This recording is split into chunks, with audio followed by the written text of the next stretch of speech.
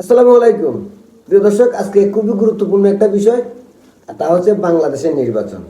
PR পদ্ধতিতে নির্বাচন কে চায়? জামাত চায়। আর এই জামাতকে এই পিআর পদ্ধতি নির্বাচনের প্রস্তাব কে দিছে?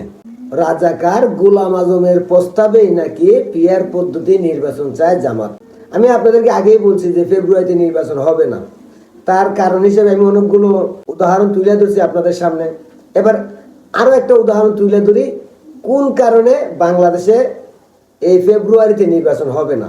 দেখেন, হয়তো আপনারা আমার ভিডিওগুলো কমপ্লিট দেখেন না, তাই অনেকেই আজে বাজে মন্তব্য করেন। ভাই, আপনাদের কাছে অনুরোধ, কমপ্লিট ভিডিও দেখার পর আপনার মতামত জানাবেন। কারণ আমি ভিডিও করি আপনাদেরকে বোঝানোর জন্য, আর সত্যিটা আপনাদের সামনে তুলে ধরার জন্য।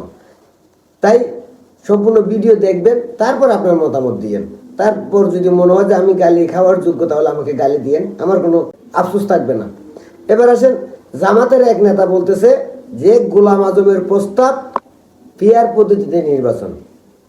আর এই সেই নেতা যিনি, ওনার বক্তব্যটা আমি একটু পড়ে শোনাচ্ছি।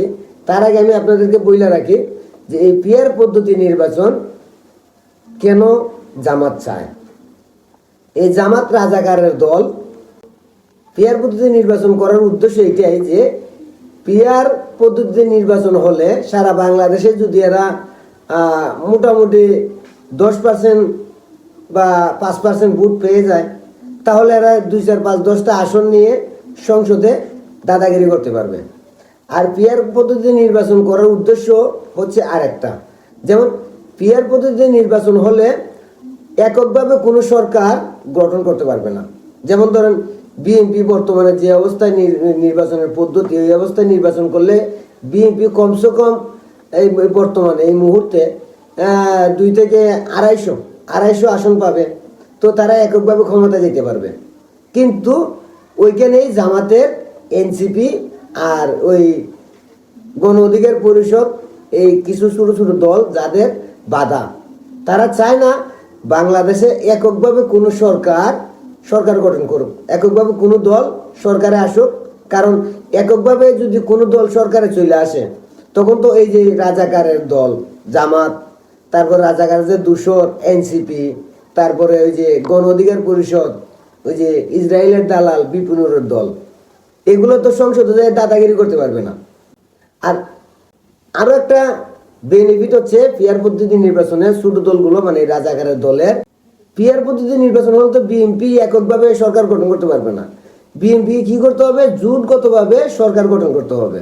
তার মানে জামাতকে সাথে নিতে হবে, ওই এনসিপিকে সাথে নিতে হবে, তারপরে গণ অধিকার পরিষদের সাথে নিতে হবে। এখন সংসদে যখন এই বিভিন্ন দলে মিলে সরকার গঠন করবে, তখন এখানে একটা প্রস্তাব রাখা হবে, এই প্রধানমন্ত্রী বিরুদ্ধে অনাস্থা ভোট, যে অনাস্থা ভোটের মাধ্যমে এই রাজাকারের বাচ্চারা সরকার ভেঙে দিতে পারবে। এই হচ্ছে এই রাজাকারের বাচ্চাদের মাস্টার প্ল্যান, পিআর পদ্ধতি নির্বাচন। পিআর পদ্ধতি নির্বাচন হইলে কি হবে? এই দেশটা, মানে যদি কোনো সরকার চায় এই দেশকে উন্নয়ন করতে পারবে না, কারণ এই রাজাকারের বাচ্চারা বাধা দিবে। ধরেন বিএনপি ক্ষমতায় গেল, এখন বিএনপি বলবে আমি বাংলাদেশে আরো একটা স্যাটেলাইট বানাবো, বাংলাদেশের জন্য আরো একটা স্যাটেলাইট বানাবো। এখন এই রাজাকারের বাচ্চারা বলবে না, এটা তো হবে না, এই স্যাটেলাইট আমাদের দেশের জন্য মারাত্মক। যেমন শেখ হাসিনা যখন স্যাটেলাইট বানাইছিল তখন এটাই বলছিল। তো এই রাজাকারের বাচ্চারা কি করবে? সংসদে অনাস্থা ভোট দিবে, দিয়ে কি করবে? এরা তো সংখ্যা অনেকগুলো, তাই না? তারপর বিএনপিতে কিছু মির্জাফর আছে, এদেরকে টোকায় টাকায় নিয়ে ধরেন যে একটা অনাস্থা ভোট দিল, এখন অনাস্থা ভোটে ফাঁস হয়ে গেল যে স্যাটেলাইট বানানো যাবে না। এইভাবে এই রাজাকারের বাচ্চারা দেশটাতে মানে পিছায় রাখতে চায়। আর তাই এই পিআর পদ্ধতি নির্বাচন চায় সংখ্যা অনুপাতে। এদের তো আর মানে ক্ষমতা নাই এককভাবে কোনো একটা এই আসন দখল করার বা কোনো একটা আসনে ফাঁস করার, এই ক্ষমতা নাই। তো সারা বাংলাদেশে মিলে যদি টোকায় থাকে কিছু ভোট পায়, 2-1টা আসন নিয়ে সংসদে যাইতে পারে, তারপরে জোটগত সরকার গঠন করতে পারে, তারপরে ওই সরকারের গলা চিপে ধরে বাংলাদেশের বিভিন্ন উন্নয়নমূলক কাজে বাধা দেবে। এ হচ্ছে এই জামাতের মাস্টার প্ল্যান। তো আমি আপনাদেরকে বলবো, যারা সাধারণ জনগণ আছেন, আপনাদেরকে বলি এই পিআর পদ্ধতি নির্বাচনের দিকে চোখ না দিয়ে আপনারা এইসব রাজাকারদের মৌতিগতির দিকে চোখ দেন। কারণটা হচ্ছে কি জানেন, আমরা যতই চিল্লাপাল্লা করি না কেন, এই পিয়ার পদ্ধতি নির্বাচন বিএনপি মানবে না। আর যদি না মানে তাহলে এই রাজাকারের বাচ্চারা আবার পিয়ার পদ্ধতি ছাড়া মানবে না, কারণ এদের উদ্দেশ্য হইল দেশটাকে ধ্বংস করে দেওয়া। আর তাই এই পিয়ার পদ্ধতি নিয়ে আসছে, যার মাধ্যমে এরা সংসদে যাইয়া তুল কালাম চালাইতে পারবে।